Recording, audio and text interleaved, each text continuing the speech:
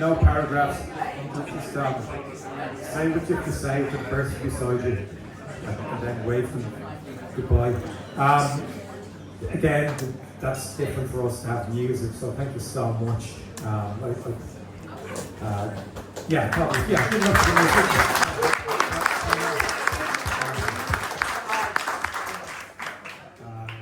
It really adds something, because all we're trying to do, and this is interview number 100, tonight, just document people who meant so much to us, because the stories are so interesting, and they're funny, and they're often untold.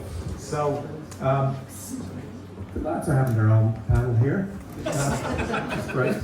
Yeah, that's punk rock. So, Brian, you've a new album out, and that's something that I hadn't thought of, and Niall said, we've got to be champions for people who are making music now. It can't just be, wasn't it great when we were young and going to gigs.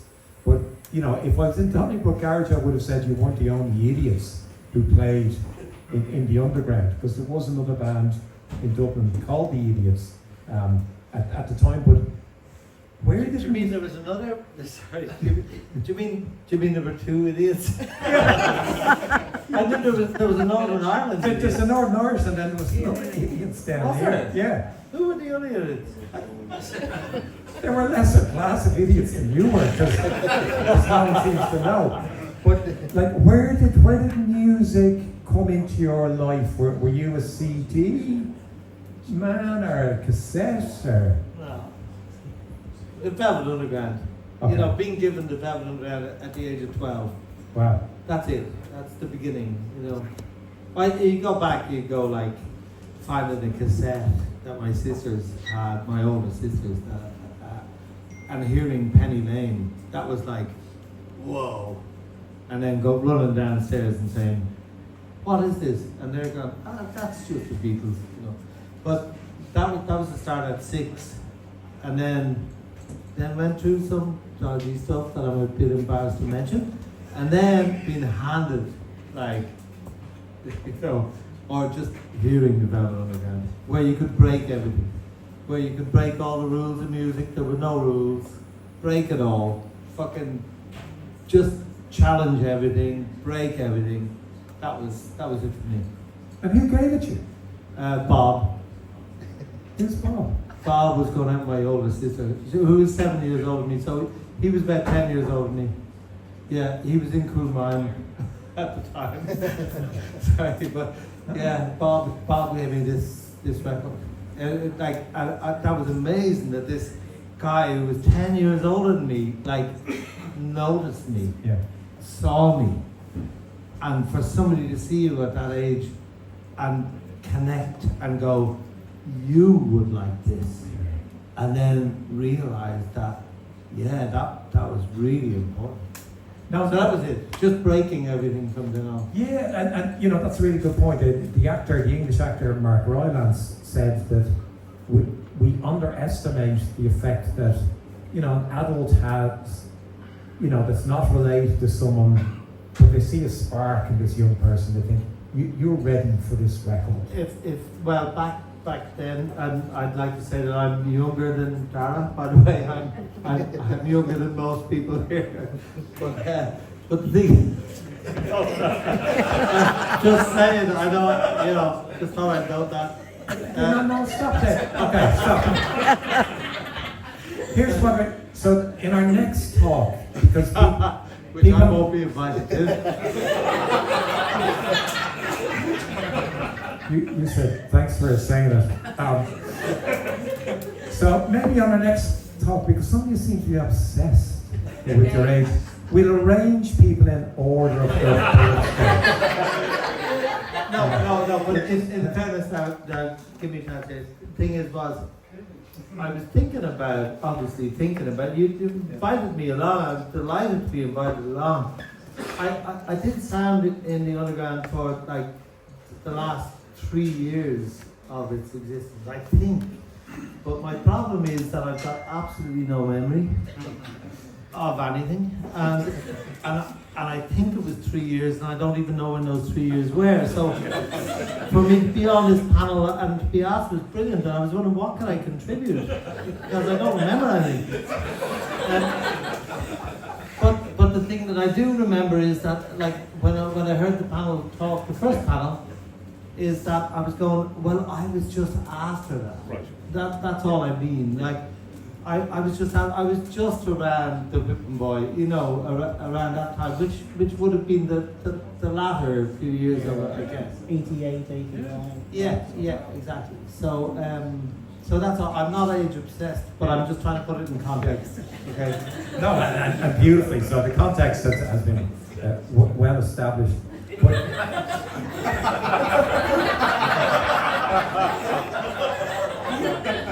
I refuse to get obsessed. We're friends. I've got your record. Of course we're friends. No, you know, so on our last chat, and again, this is going to sound like I have a glamorous life.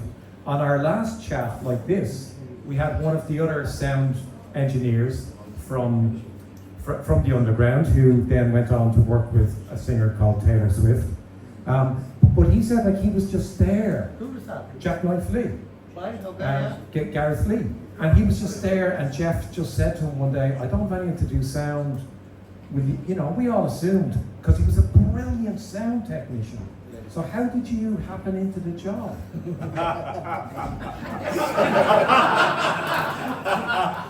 Very well put. And what the fuck was I doing there? Yeah, that's fair. Well, I got paid in drink, in fairness. I didn't get paid in drink.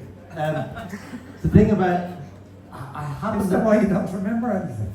Well, I mean, obviously. But the thing is that, no, on a serious note, I'd come back from London. I did the first, I think it was the first sound engineering course in Temple Bar in 1988. Now, my factually I might be wrong, but I think around then I did the first sound course, and I went off to England, and then I came back, and nothing, like, it's been said, there was nothing happening in Dublin. There was fuck all happening in Dublin. The thing is, I just migrated to, the sound, not just sound, the Temple Bar thing, and we started with band, but just, that was an obvious, it was just like a magnet.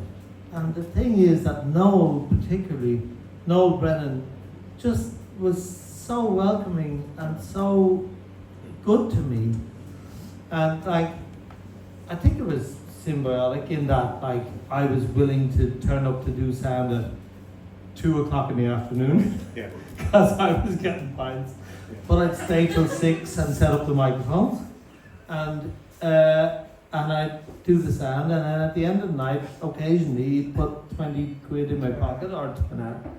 But the thing was, they really looked after me. They really did. They really gave me a place to be in Dublin when I just needed that. And I think they did that for a lot of people. And I think they were very important that it was just a centre of, you could find your tribe. And,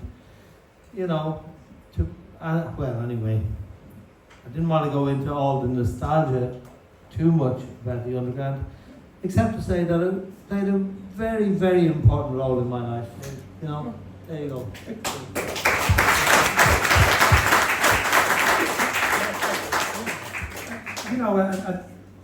That's why we love seeing the threads of the nostalgia of people's memories. But then, people like John who are still doing that, students of any age, or new sound tech, or people designing posters. So I'm so glad you made that point, because I think we haven't made it enough that people give other people chances, and sometimes they're unexpected. So were you working every night, or like kind of every second night, or were you the sound guy and you were there all the time? I think I pretty much was, but I wouldn't have called it work. Yeah, it hasn't happened so much in the later few years, but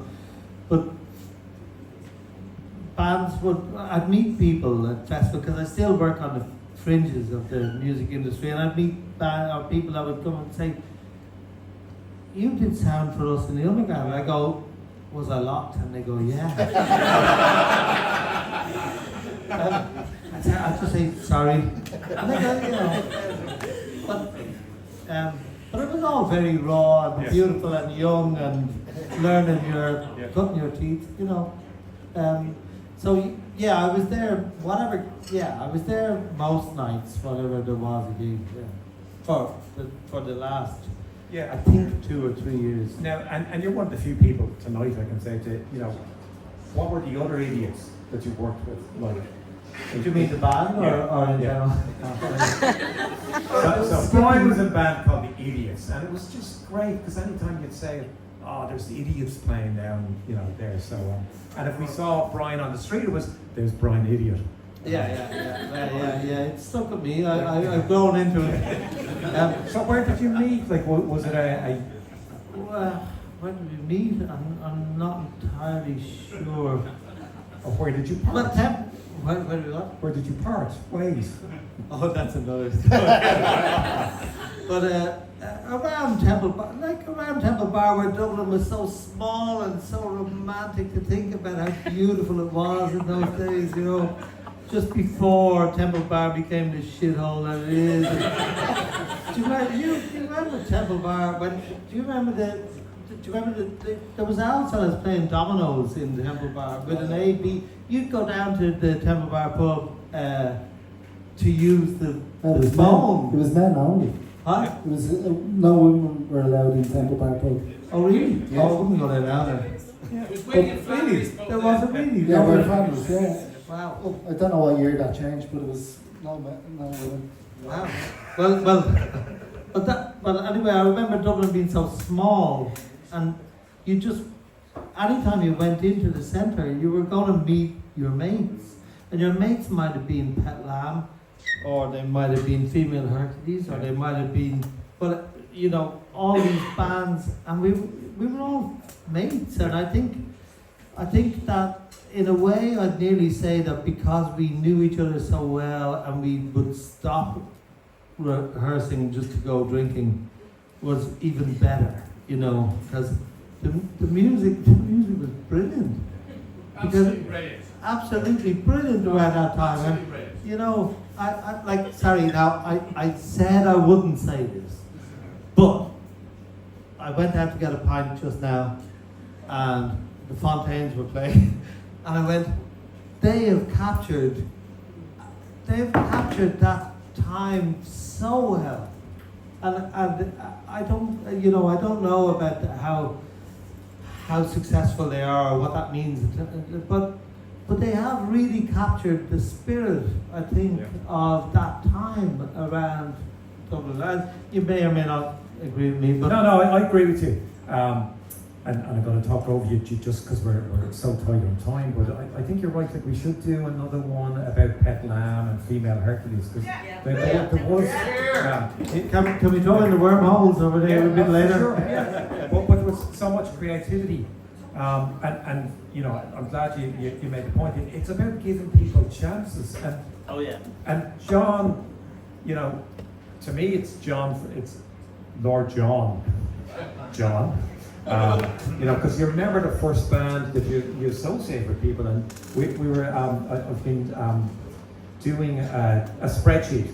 I know I look like a nerd, and it's because I am a nerd. And we've got a spreadsheet that's got 1,600 data points of different gigs, and Jack is doing most of the work now. And every time Lord John White would appear on the spreadsheet, because I didn't know that you could just cut and paste, and if you put in just the first few letters, it would auto-fill it. So I was putting Lord John White,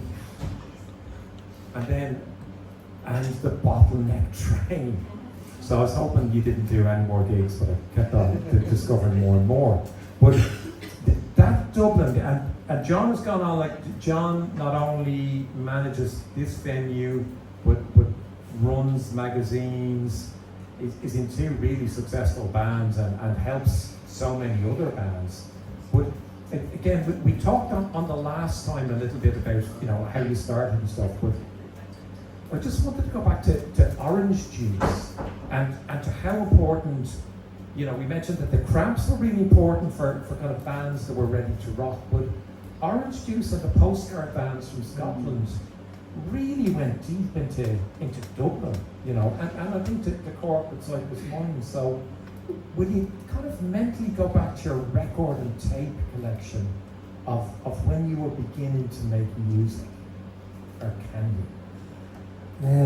God, that's a long way. Well, I grew up, my dad was in a skiffle band. He played the washboard and the old T-chest bass in the 50s, and they would have played in the 4Ps, which then became the TV club and whatever, and they were actually skiffle, All Ireland skiffle champs of 1957. So I didn't look it up off the ground, as to say, but yeah, and we're called the Louisiana 7 now. My brother and my sister and my dad are still gigging, or well, haven't gigged in a while, but he's 86 and giving out to me for not doing enough gigs. So, but yeah, no, so we'd Lonnie Donegan records in the house, and a lot of musicals as well. Like I'm a big musicals fan. I love Singing in the Rain and Seven Brides for Seven Brothers, and I'll still do. In fact, I don't have any Cramps records in my collection. I've all done there. But yeah, I suppose I was a huge ELO fan when it was very untrendy not to like them. I don't know what it still is, but he got me an ELO t-shirt from my birthday.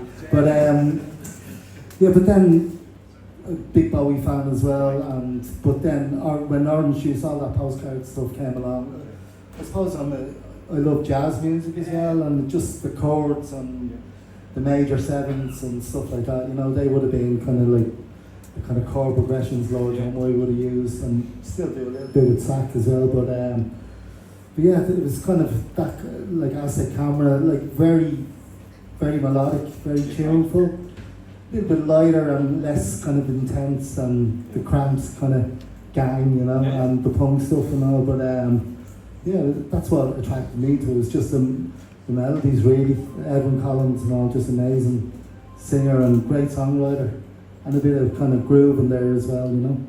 Yeah, and for anyone who doesn't know, Orange Juice were a band who were absolutely hated, you know, really hated by punks where they lived. And they decided, how do we piss off the punks? And they decided, let's wear shorts and t-shirts and look like kind of Boy Scouts. But you know, as you pointed out, because you've the background in skiffle, in jazz, in musicals, in melody, they had fantastic melody. They were a soul band of white Scottish people. So where were you? You know, you've got your family and musicals, and I think you could go through most houses in Dublin of that era, and I include my house, and it would have been Guys and Dolls and Dr. Dolittle, and you know, kind of all the big musicals were very well represented. So I think there was a lot of melodies seeping in. So where did you kind of strike out on your own on, oh, this is my music, my generation, me and my mates? Was it pirate radio? Was it Peel? Was it music magazines? Where were you coming across Orange Juice? I suppose Fanning, because I remember hearing pre-post crowd on Fanning, and then they were playing in the Buttery in Trinity College, and we all went, and it was just blew us away, you know, that kind of Paddy McAloon, again, those mental chords and rhythm changes and stuff like that, you know, so just Fanning would have been a big introduction. And then just bought the albums, really, like constantly buying records, you know, like worked delivering newspapers or whatever, anything just to get money to buy records. And you're still kind of delivering newspapers and magazines. What's moved on? I'm just worried, by the way, I just started going back to Ryan Mooney, because I'm not effectively Noel's boss is doing sound there, but great. Yeah. He's probably going to get ideas about like getting paid in drink money all the time and all. So no, forget about it. It's not going to happen. Where's my drink? Yeah, take the cash. We're a bad influence. I don't advise it. And then to find allies in you know, as Brian mentioned, there was a small scene. Like it was quite networked, but it was also very tribal. So where did you find kind of kindred spirits? There wasn't that many really. We were kind of a bit of an outlier, and then like we, when Martin McCann joined, he was in a band called Lake and Drum, and he was a gay lead singer and very openly gay as well, which I still think put a lot of journalists off and people. I don't know, I think so, yeah. And like he was not aggressively gay around, but like I think by the end of the performance you knew his sexuality. To put it mildly.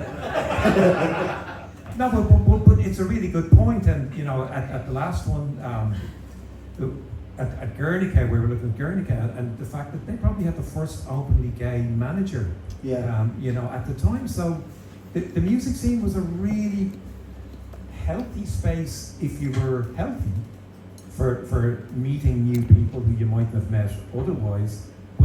But there was a bit of a macho culture, or a bit of, well, that doesn't quite fit, so we're not going to write about that. Yeah, that's but interesting. we, like, I suppose the house where the band that we kind of grew up with in the underground, like we used to support them, and then we went on. So we played last night in the Complex. Dave House was there, so it was great to touch base with him, you know. But ourselves, Guernica, Derek Lee eventually joined us then on bass, whatever. But that was our little kind of scene, you know. So I would kind of say we were kind of more timid, you know, like just we weren't in kind of big scenes or whatever, you know. So we just kind of, we kept ourselves a little bit to ourselves. But a house were good to you. Oh yeah, great, yeah, no. And where did that connection, was that just you as fans and getting chatting, or? Yeah, I don't know, but I remember we started supporting them, and then we kind of went along with them, you know. We played, because they were getting great crowds, and their crowd seemed to like us as well, you know what I mean? So that's where we just kind of started. Brilliant. And just, you know, because you've got this unique position in the Irish music industry now, you're in an award-winning, rightly so, venue. What do you think bands should be doing? Because there's loads of bands out there, you know. What do you see? How do bands get known? How would a band feel here? What do you see young people doing in terms of social media or promoting their gigs that you wish more bands did? Is there a formula? Well, I mean, it's totally changed, obviously, since all of this, you know, but I don't know, like, you know, one thing I do notice about, like, younger bands when they play, like, they're very, very supportive of each other. Like, I don't know if that was there when, back in the 80s, people kind of stood at the back and kind of hated other bands for getting opportunities. There was a bit of professional jealousy, whatever, you know, but the young bands nowadays, I suppose BAME has a lot to do with it. Like, that wasn't there. I mean, if BAME had been in Dublin back in the 80s, I mean, I would have signed up for it, you know. I mean, it's a great cultural breeding ground for friendships and companionships and whatever, you know. I remember, like, people, there was a Trinity College module about music technology, and everyone I know, like David Kitt and Miriam, they always said, like, whatever about the course, it was just the people that you met, and that's where the friendships and companionship started. And all the other bands nowadays seem to be there for each other. Like, they're very supportive. A lot of them play in each other's bands as well. I suppose that's a consequence of a rock college that, like, you know, the musicianship is excellent, so they're all playing in each other's bands. Like, things like amplifiers, the PAs nowadays are way better than they were in the underground. I don't know what the PA was when we were playing there, but I didn't know what the PA was either. how many channels had the desk off, do you remember? Like 8. Eight, Maybe 12. Yeah. I think 8.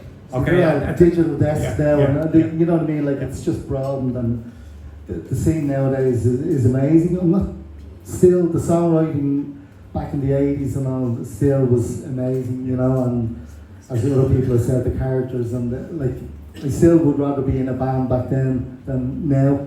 I think social media and all, it's great, but God, the competition is so mad. Like people producing music in their bedrooms and all. So it's just, I mean, as editor of the Goo magazine, like the amount of singles and albums that get to review is just incredible. Like, but what a fantastic thing for me as a music fan from those days to hear.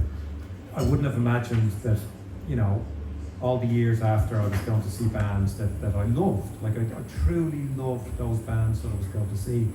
That, you know, you in one of those bands that I really liked, that you'd be seeing young people who are looking out for each other, who are positive, who are supporting each other's bands, who are joining each other's bands. So I think that's a fantastic legacy of the underground, and what a lovely way to. Well, the underground, it was what a childhood, well, not childhood, the young adult we had there. I mean, it was amazing, wasn't it? Yeah. Everyone knows that. Like, it was a special place. Yeah. It really was. And we were given it helped so many of us. He's not here because he doesn't want to be. He doesn't live in the past. He's moved on, and Niall put some pictures of him up, and I've just realised that Niall put them on poles, and the underground later, instead of being a venue of great bands, became a place where women would dance around poles, and now Jeff is on a pole. So that's how life goes. But thank you so much. But thinking of sound, two of the best sounding artifacts from that era are from the musicians who are here with me. And to me, that genuinely represent two extremes of what was going on in the underground. And I'd like to kind of jump forward from where our conversation left off the last time, in terms of you get international record deals, you go and you make records with incredibly successful producers and engineers. And what was it like being an Irish band working with international producers? And Paul, I'm thinking particularly maybe first with Lou Giordano, who I worked with shortly after you did, and he kept saying how much he loved you as people and the sound of the record. So what was it like working with Lou Giordano? Yeah, so I suppose Lou had engineered and produced that Sugar album, which is fantastic. He was brought in to mix part one by Warren Livesey, so he didn't produce it. In fairness, I don't think he wasn't given free rein to do what he wanted on that record, or to put his stamp on it. So, but he was great. Like, he had some good ideas, but I think Warren was fairly protective of what he'd done on the album. And in fairness, Warren did a great job, and we were really happy with it. But it was great to talk to him about the people he'd worked with, Bob Mould, and it was a great experience. We'd gone from, I suppose, being part of like the underground scene, the rock garden, and then all of a sudden, we've got a deal and we're recording an album on a major label. So it was a huge step for us, but really good learning for us. I still think the days when we played gigs in the underground are probably the most enjoyable days that we had. And I want to pick up on what Brian said. Jeff, Noel, Johnny, all the people down there, they were so supportive. We couldn't get arrested in Dublin. We couldn't get a gig anywhere. Like, no band would give us a support slot. We were this horrible, noisy band, and we walked into Jeff, and he opened his book and said, "When do you want to play?" And from there we maybe played 6-8 gigs over 2 to 3 year spell, and they were just so supportive. So I just want to acknowledge that, because this is about the underground tonight, so I just want to say that. No, it's a really good point. And, you walked in and no one else would give you a chance, and you probably couldn't get, gigs elsewhere around town. But you also came in with a hell of an attitude. When when this band walked into a room, it wasn't, we hope you like us, it was, we hope you hate us. And we're just going for it, you know. I'm just interested in that group mentality. Was that something you had already, or was it something that the music brought out, or was the music propelled by that? So I suppose a lot of the bands we loved had that kind of confrontational attitude, like the Velvet Underground, Iggy Pop, the Stooges, and we loved that kind of thing where we'll go out and play what we want on stage, and if the audience don't like it, they don't like it. You know, that was the way we were at the beginning. Now, obviously we evolved over time, but at the beginning, those gigs in the underground were like that, and some of them were awful, but some of them were brilliant, and they, you know, just things clicked and people could see what we were doing. But we did have that real strong kind of gang mentality that was just the four of us against the world, basically, and it was based on the music that we listened to and the things that appealed to us, like song, you know, that song like Velvet Underground, Heroin. You know, that when I heard that first, it just blew my mind. I thought, how can a band sing and make music about something like that? And I think we were all on the same wavelength as a band, and it didn't matter to us if we were playing to 10 people in the underground or, you know, 400. We'd still play the same way live because that's just the way we were.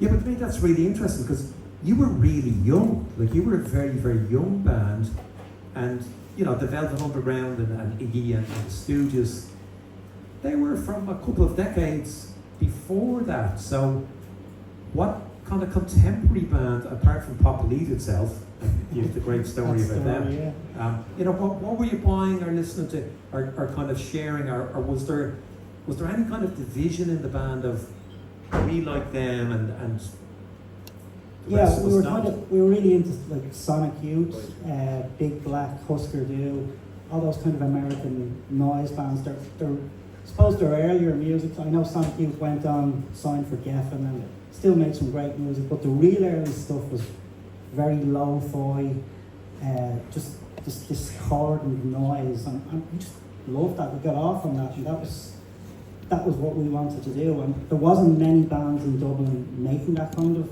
noise at the time, and a lot of bands probably laughed at us when we got on that. We found it difficult to get support slots because of that, I think.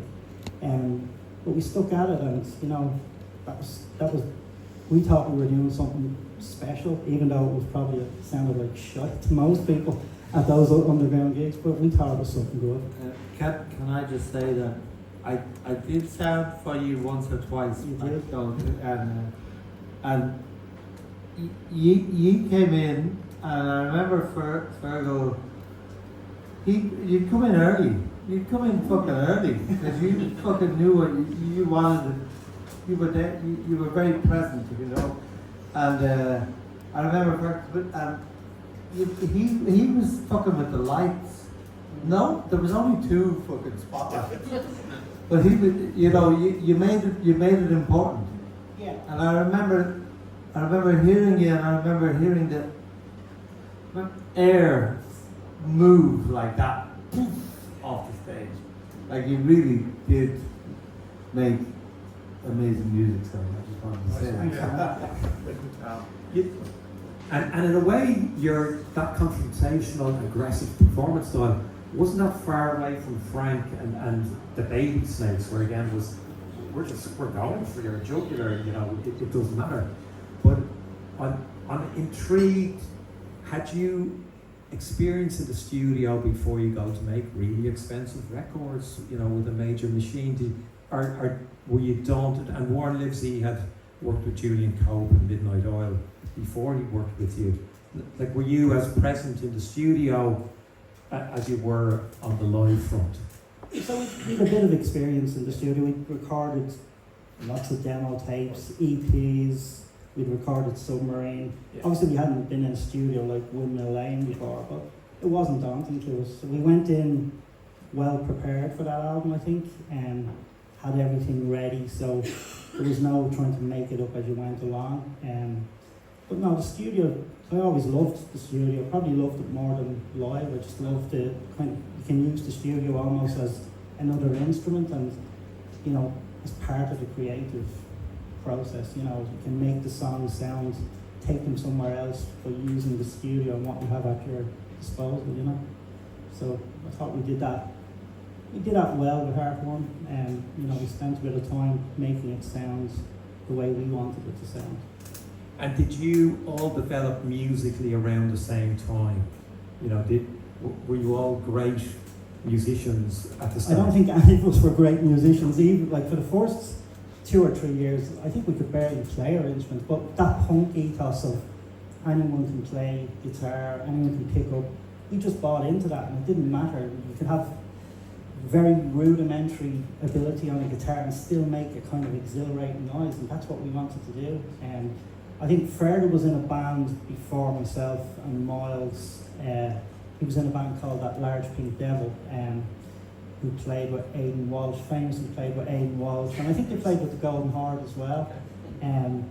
So he had a bit of experience, but it was their first band, and yeah, as I said, we were coming in with very basic skills and a very basic ability on guitar, but that didn't matter to us. We just wanted to make a noise and express ourselves through that, you know, that just the guitar was like a magic thing when I started playing. Anytime I picked it up, it felt like you could coax something out of it that sounded amazing, even if it was just noise, you know. So. And you did, and that's why I genuinely think if anyone wants to get a sense of, you know, you mentioned that air movement, that listening to the Woodbeats recordings and the Whipping Boy recordings will really give you a sense of what it was like, and totally opposite band. So thanks a million for that insight into, and you know, going down that same, what was it like when you got to make, you know, expensive records in proper studios? How did that feel?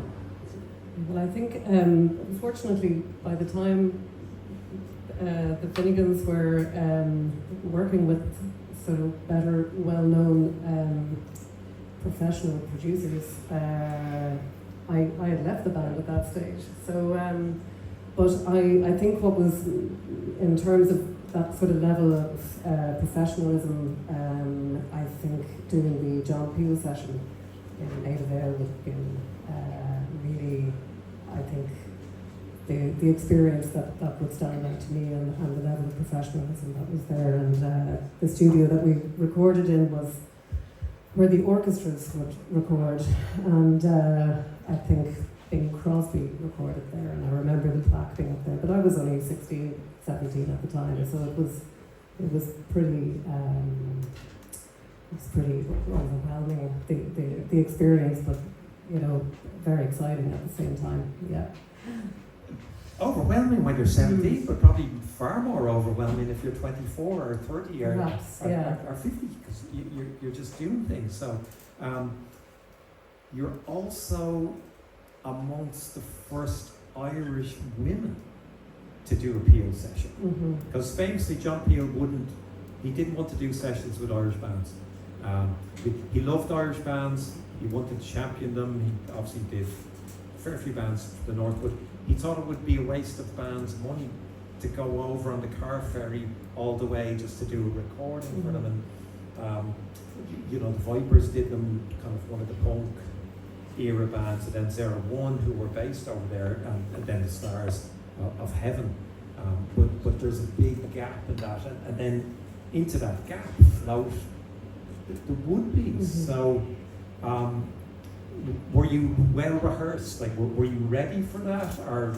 Oh, I think we were very well rehearsed. I think we knew exactly, I think Matty and Eamon knew exactly what they wanted out of that. And so, Paul, I'd say you were maybe 14, were you 15 maybe at the time? And you were playing rhythm guitar at the time, and we had a different drummer, Pascal Smith, back then. I was 16, 17 maybe, I can't quite remember. So I do remember, because Matty and Paul were quite particular about what they wanted, you know, they'd be saying, okay, Julie, we want you to do it this way, or whatever. But I do remember the sound engineers coming over and with me a little whisper in the ear and saying, do you want me to get rid of those guys? But just so I could relax into the song. But they were really, it was quick. Like, you had to be prepared going in there, and you really did, didn't you? Like, there was no time for sort of jamming or anything like that. You had your 4 tracks, you had your certain amount of time to go in and perform it, really. And it was pretty much live, really, wasn't it? So drums, bass, and rhythm guitar would have been all laid down at the same time, and made it, you know. So it was, yeah. Because they were quite recorded live, and really. mixed them, you know, in one day. So it was, you had to get in there. But again, go back to your musical kind of your education or what's seeping into you. And I'm assuming no one gave you a Velvet Underground record when you were. Well, there was one at home, Yeah, so right. my dad would have had it. My dad was very into his music, so he had a kind of a record collection there, and it was probably nothing that my friends would have had in their house, you know. So it was the Stones, it was the Beatles, but it was also there was a lot of traditional music in there as well. There was Majesty and the Chieftains, and so there was quite an eclectic mix of music between folk and rock. Punk as well, and so I suppose I had that to start with anyway, and so and my parents could play music in the house with the record player would be on, you know. But when I was about 14, 15, a good friend of mine, she and I would. I don't think I really knew I could sing really, but it was only until I sort of had made a friendship with her, and so we would play together. And I was in a folk group, sang at church, those kind of things. And we used to go up to Dublin to busk. So we were coming from County Louth, so we'd get on McDonnell's bus and we'd go up, and we'd have the bus fare to get up. We'd busk on Grafton Street, on Henry Street as well, and you'd make enough money to buy some lunch, buy a couple of records, and have your bus ticket home. So that's what I did when I was 14, 15, which I think is That's good money. well, That's good money in these days. Yeah. Buy a lunch and a few records. Yeah, I mean it was, yeah. And what were you buying back then? You know, because I'm interested in, God. you know, where if your parents have a really good record collection, I think it's sometimes hard to find your own. You know, what are you rebelling Yeah, against? well, I was very young then, so I was listening to Deacon Blue and the Wonder Stuff and that kind of thing. But I do remember the same friend, her older brother, he was playing the Smiths, and he was playing the Go-Betweens, and I just loved them in particular. And but he would have taken us to gigs as well. So I do remember going to see the Golden Horde in the boxing club in Drogheda. And so I think I was only 15 then when I went to see it, I remember going to see the Wonder Stuff in the SFX. So I was going to gigs at an early age, but it was probably my friend's brothers, I think, who was taking us along at that time. So that was kind of And again, those people are so important because they're your pathway to something that's really important. And, you know, with the Woodbees, it seemed, you know, as an outsider observing, thinking, who are they? And how come everyone's talking about them? Did it feel like it was very, very accelerated time for you? Did it feel like things happened very quickly? Well, it did, yeah. I think I was in those first early years. I was maybe 2 years with the Woodbees, and everything had sort of escalated very, very quickly within a short period of time. Over about a 6-month period, I think it kind of just really escalated at that point. And because the media was so Dublin-centric, I love the story about the bus coming with all your school friends into the underground, and suddenly, because the underground's only the size of that bar, you know, it's full of your mates. But was there a bit of a buzz at home? Like, what kind of venues did you play early on?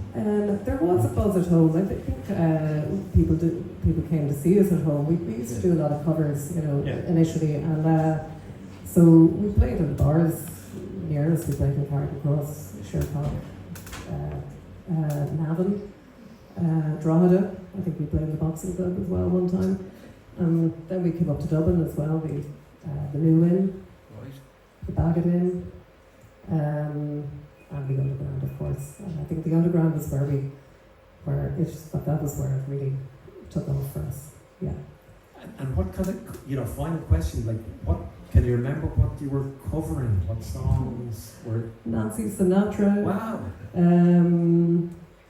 Matty, give me some clues there.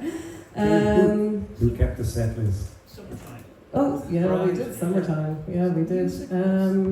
We were covering The Cure. We were covering The Smiths. Yeah. All that's. But again, you're drawn on 60 years of popular music rather than just what's round about. Oh yeah, at that moment, yeah. which is great. Yeah. So the influence and the inspirations keep going on. Well, thank you so much to panel too, and thank you to everyone for coming.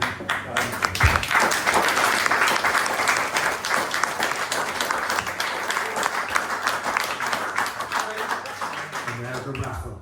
So John Brereton will pull out the numbers, and when your number is picked, you just go down, select the prize, and then it keeps going.